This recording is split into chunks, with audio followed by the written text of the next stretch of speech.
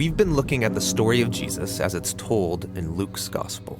It begins with the arrival of an unlikely king born in poor, humble circumstances. Then we saw Jesus as a teacher and prophet. He went throughout Israel calling people to a radical way of life, where enemies become friends, the poor are cared for, where people find forgiveness for their failures. He went from town to town inviting people to follow him and live under God's reign in this upside-down way. And he did many signs and wonders, so many Israelites began to hope that he would rescue Israel from the Romans and set up a new kingdom of peace and justice. In short, that he would bring the kingdom of God. Now, the religious leaders of the day were also hoping for God's kingdom, but to them, the message of Jesus was a threat. Yeah, they had expected to gain power and prestige when this all went down. But Jesus said God's kingdom belongs to the poor, to the outsider, and that real power is serving others in love.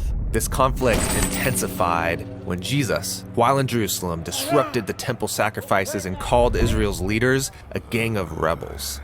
So they arrested Jesus, and they had him accused before the Roman authorities of being a rebel king.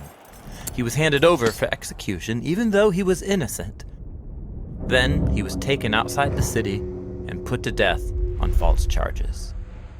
This brings us to the final section of the Gospel of Luke.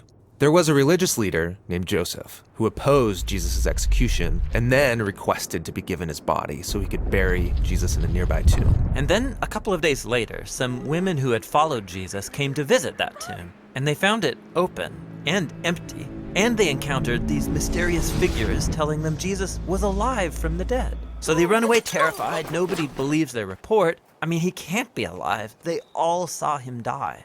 Now, just outside of Jerusalem, a pair of Jesus' followers were leaving the city, traveling on a road to a town called Emmaus, and they were sad and confused about everything that had happened. Then Jesus shows up, walking alongside them, but they don't know it's him. Yeah, that's weird. Why couldn't they recognize him? Yeah, it's an odd but really significant image for Luke.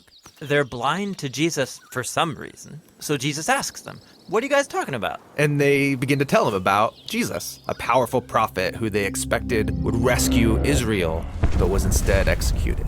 Some women say he's alive, which is crazy. It's all too much. We're going home. So Jesus tries to explain that this is what the Jewish scriptures had been pointing to all along. That Israel needed a king who would suffer and die as a rebel on behalf of those who actually are rebels. And then he would be vindicated by his resurrection so he could give true life to those who would receive it. But it's still not making sense. They're as confused as ever. Which leads to the scene where they sit down for a meal with Jesus. He takes the bread, he blesses it, breaks it, and gives it to them, just as he did at the Last Supper. Yeah, this is the image of his broken body, his death on the cross. And it's when they take in the broken bread, that's when their eyes are open to see Jesus. Then he disappears, and the episode's over. So this is a story about how it's hard to see Jesus for who he really is. Yes, this is brilliant. I mean, how could God's royal power and love be revealed through this man's shameful execution? How could a humble man become the king of the world through weakness and self-sacrifice? It's very hard to see. But this is the message of the Gospel of Luke. It takes a transformation of your imagination to see it and embrace Jesus' upside-down kingdom. The Gospel of Luke ends with Jesus and all of his disciples together over another meal. And everyone's freaking out about his resurrected body. I mean, he's still a human, but way more. Yes, he's passed through death and come out the other side, a walking, talking piece of new creation.